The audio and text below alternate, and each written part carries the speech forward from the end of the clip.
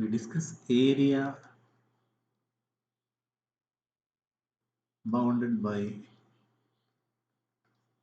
a polar curve. Suppose r equal to theta be a curve. Find the area bounded by r equal to theta, the lines theta equal to alpha and theta equal to theta. So this is the pole. Suppose this is polar axis.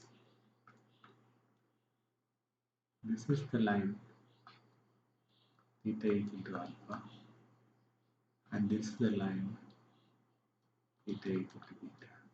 We want to find this is r equal to theta. We want to find this area bounded by the curve line theta equal to alpha and theta equal to theta. So before going to the formula, derivation of the formula,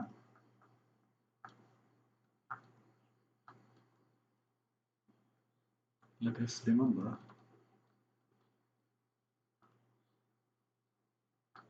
the formula for finding the area of a circular sector.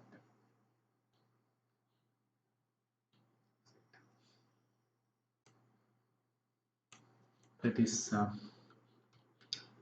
suppose you have a circle of radius r, and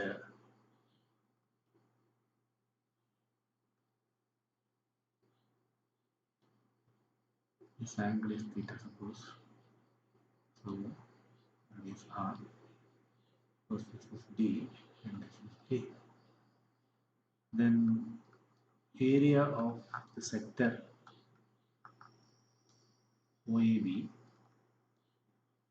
is given by formula half r squared theta.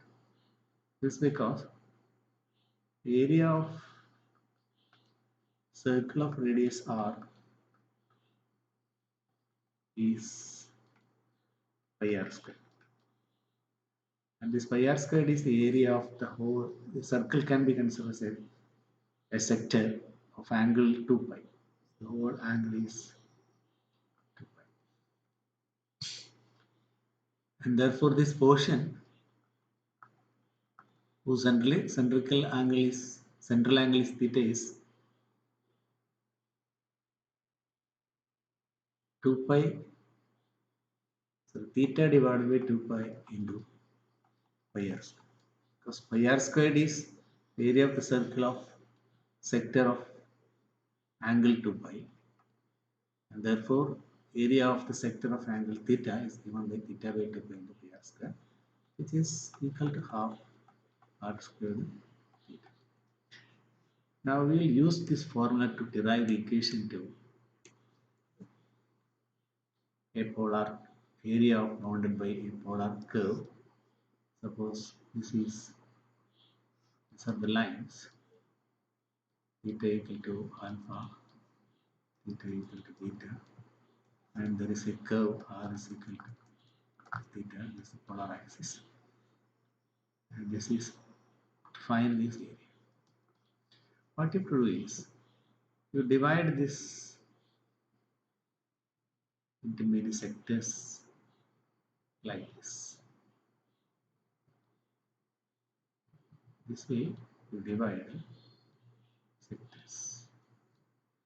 This portion. This is one sector, this is another sector, this is another sector like that. For that, what you have to do is divide the interval alpha beta into a finite number, say n, number of intervals of the same size, the same width, say delta theta, delta theta. There is this alpha beta. We are dividing this into n intervals, starting with the theta naught is equal to alpha, theta 1, theta 2, etc. Theta n minus 1 and theta n is equal to beta. So everywhere. And each theta k minus theta k minus 1 is delta theta of the same length. And when this length of the subintervals, that is theta k minus 1, actually it is delta theta, which is nothing but beta minus alpha divided by n. When n increases, this is almost 0, or it is it is less than epsilon, can be made less than epsilon.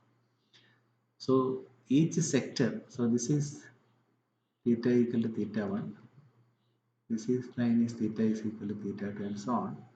This is theta is equal to theta n minus 1 and this is theta is equal to beta, it is theta n. This is theta naught. Theta. So the area of this sector or the region bounded by the curve r equal to theta and theta equal to theta naught and theta is equal to theta 1 is almost a circular sector when this delta theta is very small. So when delta theta, that is beta minus alpha divided by n, is very small, each subdivision of the required region can be considered as circular region, circular sector region, circular sector of radius r is equal to f of theta k and angle theta k minus 1, which is equal to delta theta.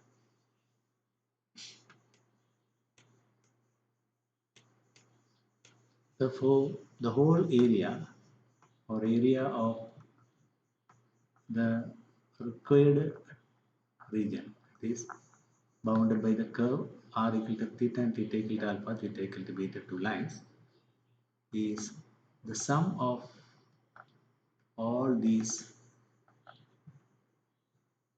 sectoral regions, and each region, sectoral region, is of area half r squared theta, which is given by half f of theta k squared into delta theta. Hence, the total area is equal to sum of half of f theta k square into delta theta. K varies from 1 to n, and this is nothing but a Riemann sum, and it's tending to infinity when length of the interval is very small, tends to 0. So this can be written as sigma alpha to beta half of f theta square d theta. So this is a formula for finding the area bounded by, hence the area bounded by curve r equal to theta and the lines theta equal to alpha and theta equal to beta is given by r. Area A is equal to half into integral alpha to beta f theta square d theta, or half r square d theta. half integral alpha to beta r square d theta, where r is equal to 4 theta. Now let us take a problem of finding example. To find the area of lemniscate of Bernoulli.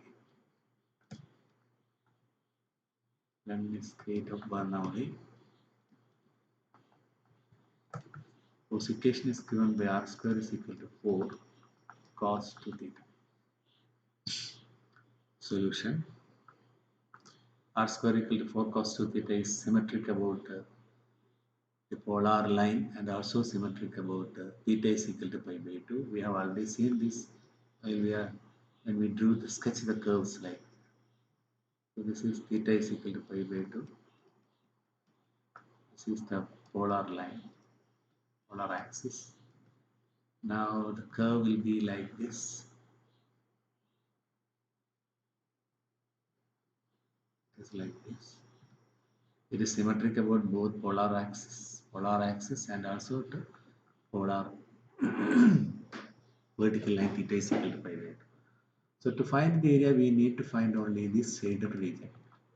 Hence, area of lemniscate of Bernoulli is equal to 4 times the area of the shaded region. Area of shaded region. Now the shaded region is obtained by varying. So this is the point that so this line is theta is equal to 0, and this line is theta is equal to pi by 4. When theta equal to pi by 4, you can see that r becomes 0. So it's equal to 4 into area. We have a formula half r squared d theta. So 1 by 2 integral r squared d theta, where theta varies from 0 to pi by 4. It's equal to 4 into half into integral 0 to pi by 4. R squared is 4 cos 2 theta d theta. 4 cos 2 theta d theta. And that is equal to 4 into 4, 16 into half, 8 integral 0 to pi by 4 cos 2 theta d theta. And integral of cos 2 theta is sine 2 theta between the limits 0 and pi by 4 into 8 actually. It's equal to 8 into sine 2 theta. When theta is equal to pi by 4, it is sine pi by 2, this is 1 minus, and theta is equal to 0, it is sine 0, it is 0. And this area is equal to 8.